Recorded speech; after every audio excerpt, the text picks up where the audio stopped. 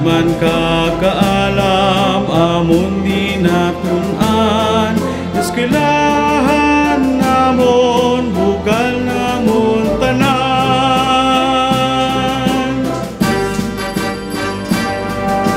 Santo Domingo bulutuan namon tanan, nahamutan kay gugma sa kadaman, estudyante kag maestra nagahamukay para idayang ang ngalan sa kalipayan.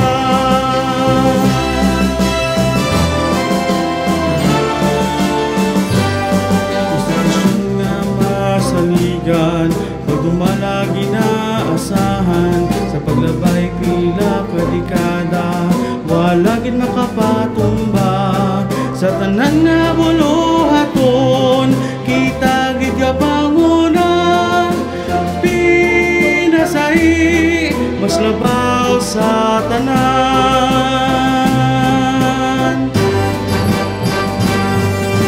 Santo Domingo bulutuan namon tanan, nahamutan kay gugma sa kadaman, estudyante kag maestra nagahamupay para idayang ang ngalan sa kalipayan.